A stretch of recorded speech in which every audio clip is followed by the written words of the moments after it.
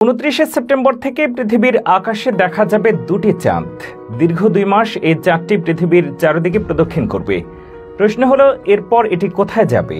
কিংবা একসাথে 2 চাঁদ পৃথিবীবাসীর জন্য সুসংবাদ নাকি দুঃসংবাদ? 29 সেপ্টেম্বর থেকে পৃথিবীতে নতুন আরও একটি চাঁদ দেখা যাবে বলে নিশ্চিত করেছেন জ্যোতির্বিজ্ঞানীরা।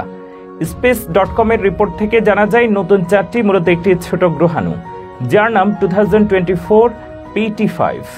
29 সেপ্টেম্বর থেকে 25 নভেম্বর পর্যন্ত দেখা মিলবে দ্বিতীয় চাঁদের। বর্তমান পরিস্থিতিতে এর নাম দেওয়া হয়েছে মিনিমুন। 29 সেপ্টেম্বর পৃথিবীর কক্ষপথে প্রবেশ করবে এটি। 2 মাস পৃথিবীর কক্ষপথে থেকে আবার নিজের কক্ষপথে চলে যাবে 25 নভেম্বরে।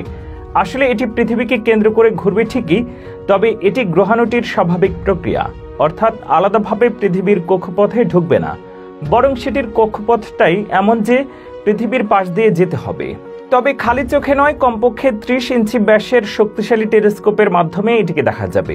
অপেশাদার কোনো টেলিস্কোপ বা দূরবীন দিয়ে 2024 PT5 নামের এই গ্রহাণুটিকে দেখা যাবে না বলেও জানিয়েছেন গবেষকরা। আমাদের আসল ও একমাত্র প্রাকৃতিক চাঁদটি পৃথিবীর সঙ্গে আছে প্রায় 400 কোটি বছর ধরে। সৃষ্টির পর থেকে এটি কখনো পৃথিবীকে ছেড়ে যায়নি। অন্যভাবে বলতে গেলে যাওয়ার সেই ক্ষমতাও চাঁদের নেই। মহাকর্ষ বলের কারণে চাঁদ পৃথিবীর সঙ্গে বাঁধা, চারপাশে ঘুরছে প্রতিনিয়ত। কিন্তু নতুন আসা এই ক্ষুদে চাঁদটি স্থায়ী হবে না। মাত্র 2 মাস পর আবার চলে যাবে আগের ঠিকানায়, মানে নিজ কক্ষপথে। প্রশ্ন হচ্ছে, এই দ্বিতীয় চাঁদটি কি পৃথিবীর জন্য কোনো দুঃসংবাদ নিয়ে আসছে? নতুন এই চাঁদ নিয়ে গবেষণা করেছেন বেশ কিছু বিজ্ঞানী ও শিক্ষার্থীদের একটি দল। এই দলের প্রধান স্পেনের ইউনিভার্সিদাদ কমপ্লুটেন্স ডি মাদ্রিদের অধ্যাপক কার্লোস দে লা ফুয়েন্তে মার্কোস।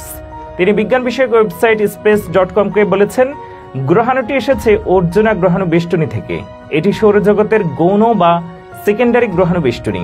মূলত শিলা দিয়ে তৈরি এই জায়গার গ্রহাণুগুলো। এই বেষ্টনীর কক্ষপথ প্রায় 15 কোটি কিলোমিটার পর্যন্ত বিস্তৃত। তিনি আর বলেন, এই গ্রহাণু বেষ্টনীর কয়েকটি বস্তুর আকার প্রায় 45 লাখ কিলোমিটার। এগুলোর মধ্যে কোনোটা পৃথিবীর দিকে প্রায় 3540 কিলোমিটার বেগে ধেয়ে আসতে পারে। অবশ্য পৃথিবীর দিকে এসব গ্রহাণু ছুটে এলেও ভয়ের কিছু নেই। অনেক গ্রহাণুই এভাবে পৃথিবীর কাছে চলে আসে, আবার সেগুলো বেরিয়েও যায়, কিন্তু আবার পৃথিবীর বায়ুমণ্ডল ভেদ করে চলে আসে। তবে সেগুলো পৃষ্ঠে আসতে আসতে তাদের শিখার সংযোগ ঘটে, তা ছাই হয়ে যায়। তবে গ্রহাণুর আকার বড় হলে সবটা ছাই হয়ে যেতে পারে না, আঘাত করে পৃথিবী পৃষ্ঠে। তাতেও এখন ভয়ের কিছু নেই। তেমন কোনো গ্রহাণু পৃথিবীতে আঘাত করার সম্ভাবনা দেখা দিলে নাসা আগে থেকেই গ্রহাণুটির কক্ষপথ বদলে দিতে পারে, যাতে পৃথিবীতে তা আঘাত না করে। নতুন এই চাঁদটি তুলনামূলক অনেক ছোট। গ্রহাণুটির ব্যাস মাত্র 33 ফুট। এটি একটি 4 তলা ভবনের সমান।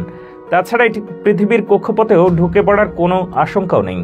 এটি পৃথিবীর অতিথি হয়ে এসেছে, কিছুদিন পৃথিবীকে প্রদক্ষিণ করে আবারও চলে যাবে নিজ ঠিকানায়। তবে এমন ঘটনা এটাই প্রথম নয়। এর আগেও এমন অস্থায়ী চাঁদ দেখা গেছে। এমন ঘটনা এর আগে ঘটেছিল মাত্র 2 বার। একটির নাম 2006 RH120। 20 ফুট প্রস্থের এই গ্রহাণু 2006 এবং 7 সালে 9 মাস ধরে পৃথিবীকে প্রদক্ষিণ করেছিল। তবে বিষয়টি নিয়ে কিছুটা দ্বিমত আছে। অনেকে মনে করেন এটি আসলে 18 মাস পৃথিবীকে প্রদক্ষিণ করেছিল। অন্যটির নাম 2020 CD3। 11.5 ফুট দৈর্ঘ্যের এই গ্রহাণুটি 2020 সালের মার্চে পৃথিবীর কক্ষপথ ত্যাগ করে। বিদায়ের আগে অবশ্য পৃথিবীকে 3 বছর ধরে প্রদক্ষিণ করেছিল গ্রহাণুটি।